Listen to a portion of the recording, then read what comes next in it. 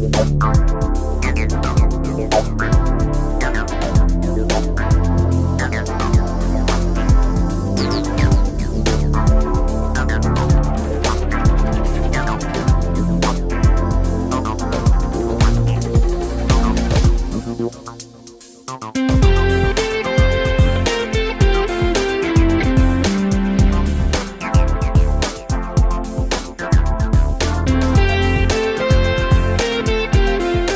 ora tātou and welcome to Local Body 2013, Dunedin Television's guide to local body elections in the city. I'm Dave Gooselink and I'll be with you over the next week as we go through the process of voting in Dunedin City Council elections. Let's begin by taking a look at the three wards in the Greater Dunedin area. The largest of the wards is the Central Ward, where most of you watching tonight will live. There are 35 candidates standing here for 11 seats on the Dunedin City Council. There are 2 seats on offer in the Mosgiel Tairi Ward and 3 candidates standing for your vote here. And finally, the smallest of Dunedin's 3 wards, Waikouete Coast Chalmers, where sitting City Councillor Andrew Noon has been re-elected unopposed in the single seat there. Now let's take a look at the schedule for Dunedin Television's local body election coverage shows over the next week. Tonight we'll meet and hear from the second group of candidates standing for your vote in the Central Ward. Tomorrow, Wednesday, we round up the City Council candidates standing in the Central Ward.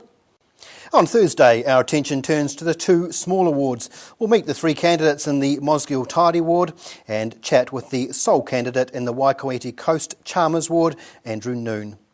And finally, next Friday, we'll meet the 9 candidates standing for the city's top job, that's the Dunedin Mayoralty, in an extended length special.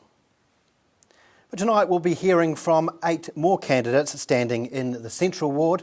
Let's find out a little bit more about our first group this evening. Warren Voigt is a health practitioner who's lived and worked in Dunedin all his life. He says he's concerned Dunedin is becoming a regional backwater and wants the council to create a more business-friendly environment. Francisco Hernandez is currently president of the Otago University Students Association. He says he's a proven leader with a track record of change and wants to see stronger ties between the city, university and polytechnic. Tom Ross is self-employed and was born and educated in Dunedin. He's been a board member of the Fortune Theatre, Otago Theatre Trust and Dunedin Central Rotary. He says council should be a proactive, cooperative team. And finally, Neville Peat is an author and photographer living on Otago Peninsula. He's a previous Otago Regional Councillor, chairing resource consent hearings and was involved in issues including public transport, energy solutions and waste management.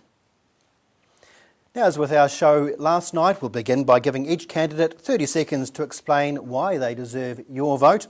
That'll be followed up by a few questions from myself. We'll start with the panel on the left. Warren Voigt, tell us why you're standing for the Dunedin City Council this election. Dunedin is at a crossroads, and I'm standing for council because I believe I have a fresh approach with some different ideas to take Dunedin forward. If elected, I will work to explore all investment opportunities locally, nationally and internationally.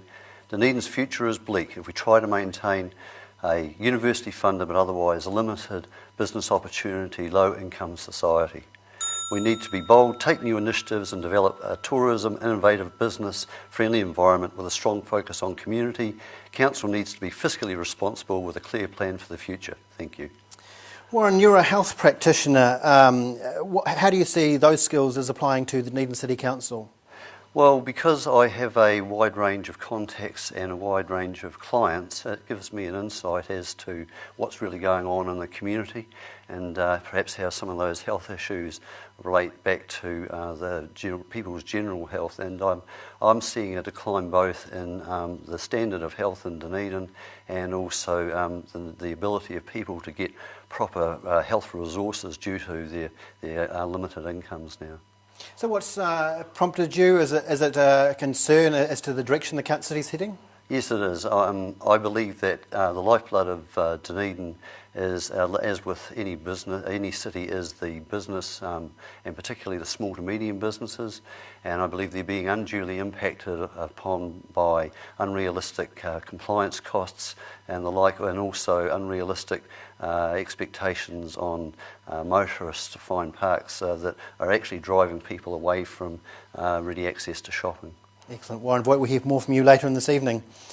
Our next candidate, Francisco Hernandez, tell us why you're standing for the Dunedin City Council this election. Kia ora.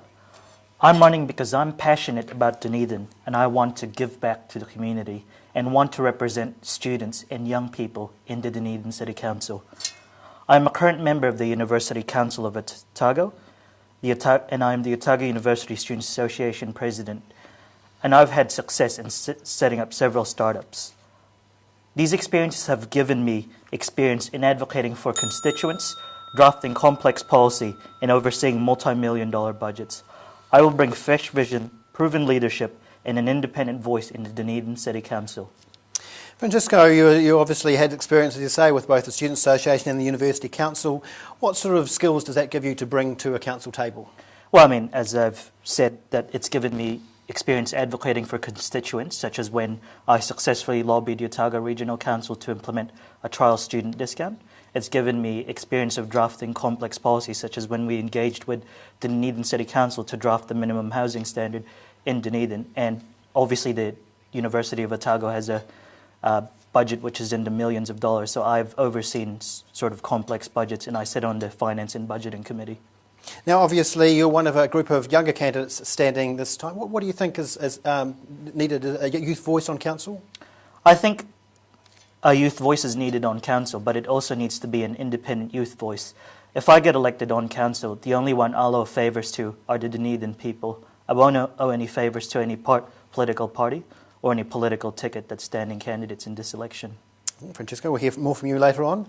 Our third candidate this evening, Tom Ross. Tell us, Tom, why you're standing for the Dunedin City Council this election. Having been involved with council before, I've looked at what's happening in council, and I feel that the Dunedin people's voice is being missing.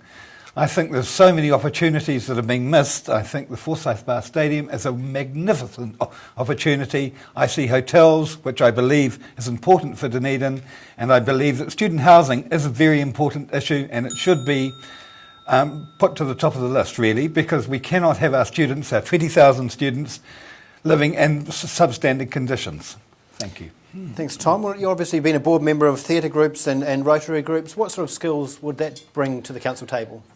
Well, those skills bring consultation with large groups of people, because large groups of people is what it's all about. We don't want to sit in City Hall and think that we won't talk to the people down there. Through many theatre groups, I'm associated with lots and lots of people, and I seek their views. Now, you're talking about council being a proactive and cooperative team. Are you saying the previous council hasn't been that? I think that there's quite a lot of, shall we say, council staff building things and no one seeing how we're going to promote them. I think we've spent 60 million on the town hall. How many days a year are we going to use the town hall for? Excellent. Tom Ross, we'll hear more from you later in this evening as well. And finally, our final candidate in this group of candidates, Neville Peat. Tell us why you're standing for election in the Dunedin City Council this time. I'm standing because I'd like to help the next council face its two main issues, a mountain of debt and the challenge of creating new jobs.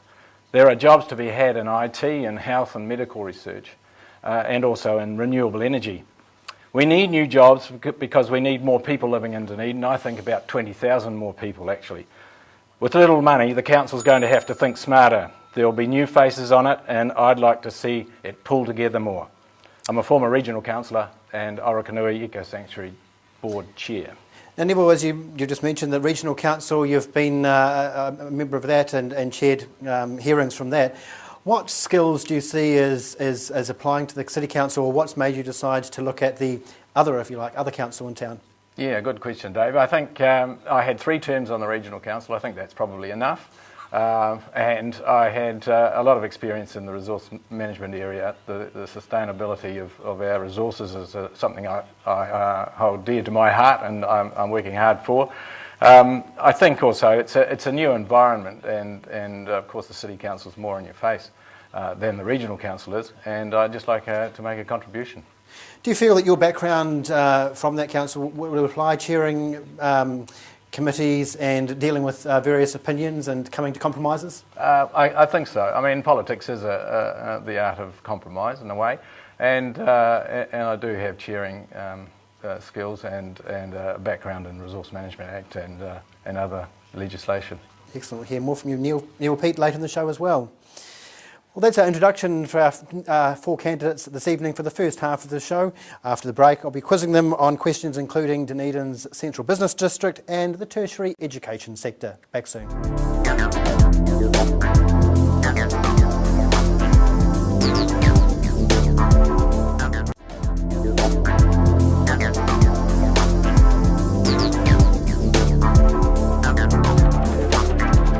Welcome back to Local Body 2013 with our first group of candidates for the Tuesday evening standing in the Central Ward.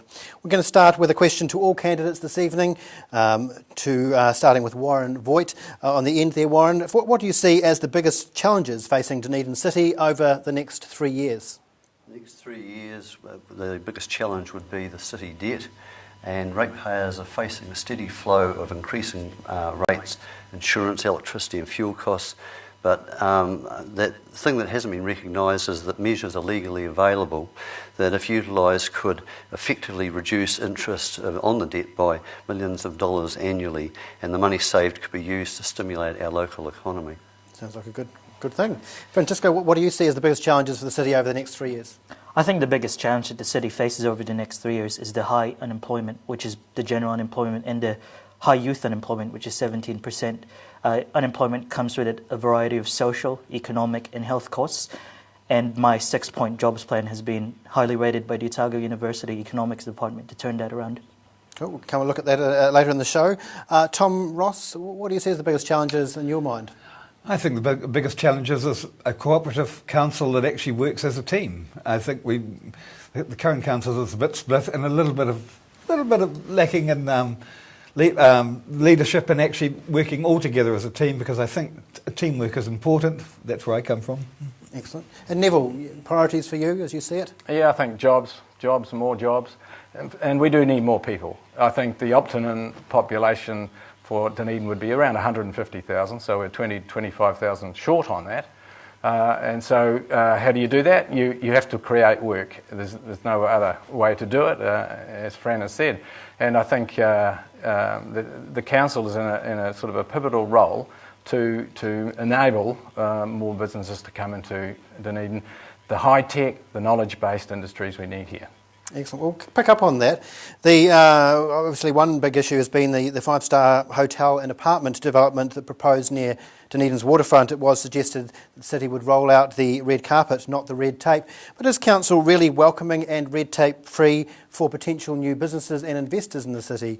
Francisco, I'll start with you if I can on this. Do you think the council is welcoming enough, and where should their focus be?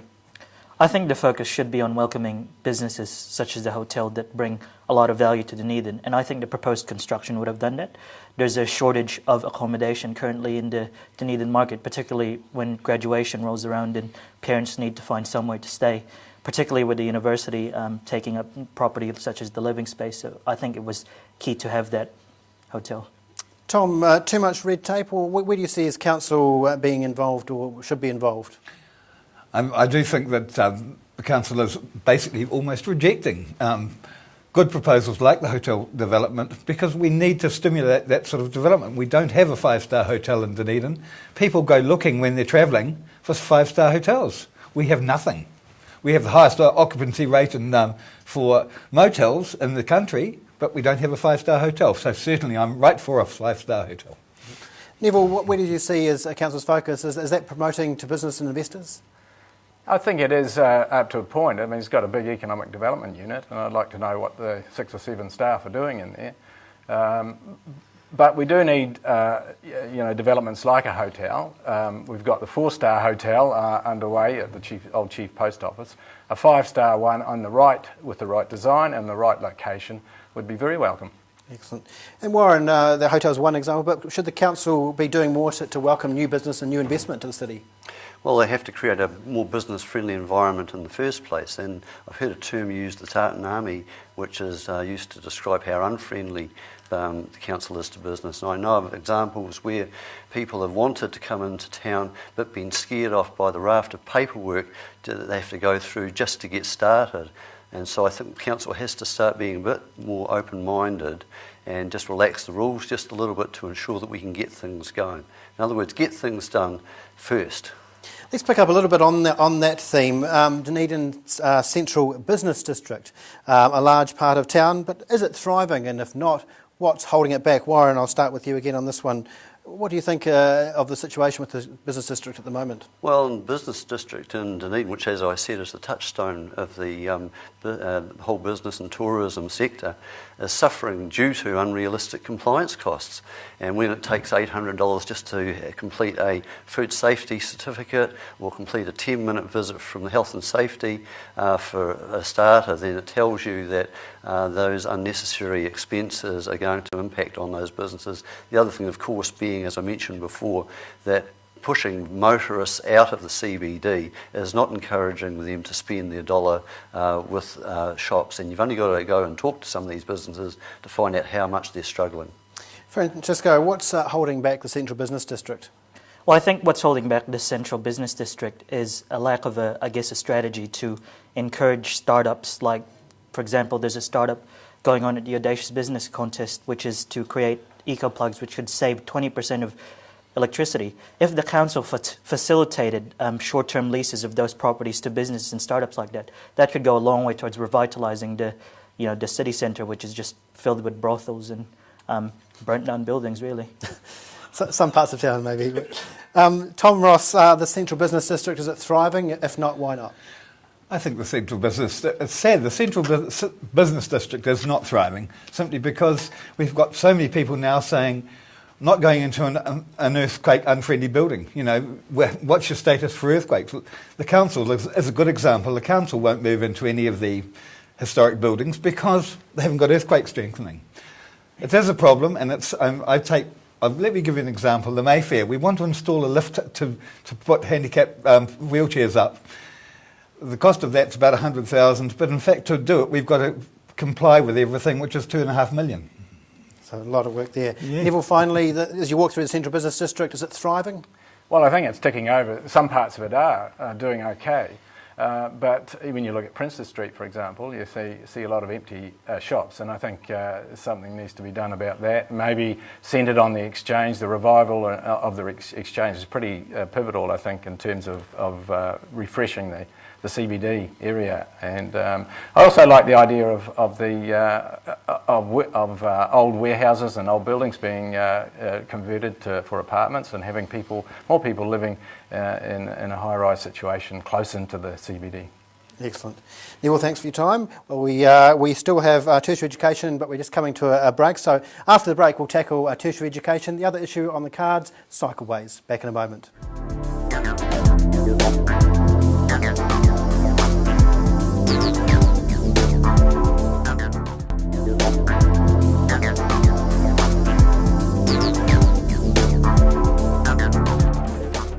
Welcome back to Local Body 2013 with our first group of 4 candidates for this Tuesday evening. Coming to the issue of tertiary education sector, it's well known as one of the city's big assets. What role for the panel do you think the council should play in helping promote and build opportunities in that area? Francisco, I'll come to you first. The council needs to play a strong role in attracting and keeping students here. The student enrollments have been falling for the past few years, and I think council needs to get on board with promoting the city as the education capital of New Zealand. Part of that has to be promoting a more vibrant Dunedin so that students actually have jobs to stay here after they graduate, because that is the biggest asset that the city is losing every single year. Thousands of talented people with bright ideas, and the next Microsoft, the next Facebook, the next Google just leaving town because they can't find work. So the council needs to work with the university and Polytechnic on a graduate retention strategy. It needs to support innovative startups, and it needs to make sure that we're getting students, and more importantly, we're keeping graduates here. Tom Ross, what role should the council be playing in promoting and building tertiary opportunities? Well, having been involved in Oxford in the UK, I see Dunedin very much as the Oxford of the South, basically, because the students are the people who actually know what the weather's like down here. Most people in Auckland haven't got a clue. They think it's raining for 6 months and it's under snow for the rest of their time. The students know it's not, and that's to the City Council, and together with the students should be promoting actually through the students, because the students actually know what Dunedin's about. The biggest problem with Dunedin is we keep saying it's all right here, but we forget to tell anyone else. Neville, I think you touched on this as well, this tertiary education sector. What should the council be doing? Well, the council clearly has to recognise that the tertiary education is our biggest sector, and that we have a huge number of graduates coming out. I doubt if we can give them all a job, but we can try a bit harder for that. There are 80,000 alumni overseas and in the North Island, and we should be trying to attract them back. There's an awful amount of expertise. The Centre of Innovation is at the university, physics and energy centres, all sorts of things that could help us create more jobs, and we should be feeding off that. Warren Voigt, more of council working with the tertiary sector and tapping into them? Yes, I'd agree with what the previous speakers have said, and following on with what Neville said, I think that we're not working with the university closely enough for innovative design and research, which I believe is the future, both in terms of providing energy-based employment. And in addition to that, of course, I go back to the idea of making sure that we have a vibrant business sector outside of that, in order that the students have got somewhere to work when they're trying to fund their studies. Excellent. Continuing our questions this evening, over the past term especially, there's a big increase in spending and promotion of cycleways around the city, with more to come, potentially add to the cost of some inner city parking. I'll start with Tom there this time. How do you feel about that, cycleways and the potential loss of some inner city parking? I think cycleways, some of the current cycleways just don't work, especially on the one-way street system.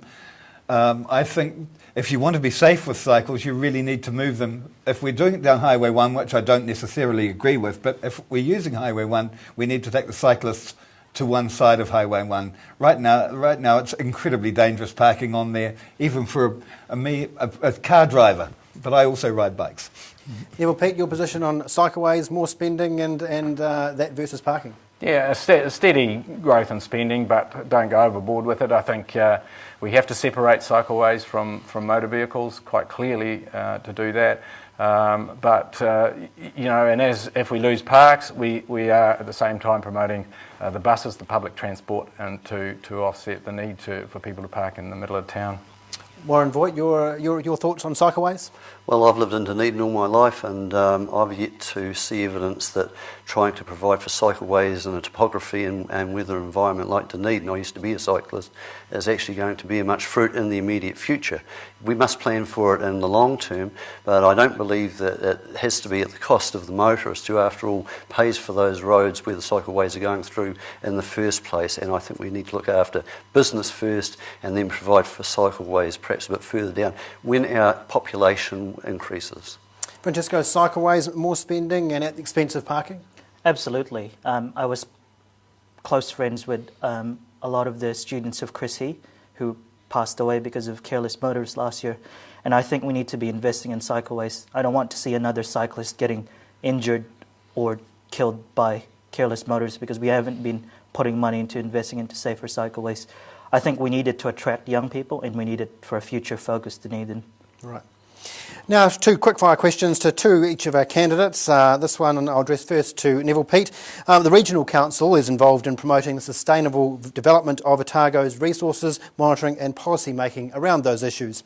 What role, therefore, do you see the City Council playing in environmental issues? Neville. It's a very big role, particularly around water and water treatment, and the Tahuna projects are progressing well. I was chairing that resource consent from the Regional Council side. They have to look. I like the idea of resilience to shortages of water in the future. I'm talking about when we get real climate change kicking in, about actually how we deal with the stormwater.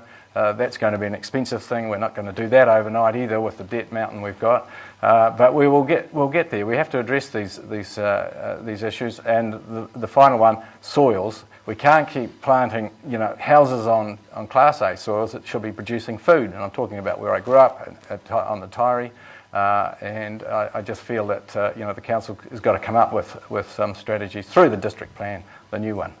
I'll work backwards. Tom Ross, what role do you see the City Council playing in environmental issues? I think it's important that they move down the environmental way, making sure that they do meet the compliance issues, and actually things like rainwater, we need to make sure that it's treated before it goes in the harbour. Don't put untreated water into the harbour. Quick question for our other two candidates this evening. We'll go for long-term debt. The council's large long-term debt has been mentioned by many candidates in this campaign. Given the spending restrictions of council, what projects would you like to see council pursue? Warren Voigt, firstly. Well, I'd like to address the debt issue for a starter, and anything that might be promised by council, it actually has a bearing of debt on that is really the first issue. And as I said, there are methods available for reducing that debt by restructuring it through local government funding agency, and I actually put that on the last draft annual plan to the council. The response wasn't exactly enthusiastic, but I believe that they haven't researched it highly enough, and purely it's a matter of what the government will agree to do, but it's on the statutes and can be done. And Francisco, finally, given the spending restrictions, what projects would you like to see the council pursue? Well, the best way to address debt is to promote economic growth. So I want to see council projects that are focused on growing the pie so that we have a lot more resources available to deal with the debt problem. One of them is through supporting innovation through leasing out empty property to startups and microfinancing potentially, attracting talent, and just making sure that we have a vibrant economy that can pay off the debt quicker. Excellent. That's all the time we have with our first group of candidates this evening. Thank you to Warren Voigt, Francisco Hernandez, Tom Ross and Neville Peat. Thanks for your time this evening. Stay with us after the break for more candidates standing for your vote in the Central Ward.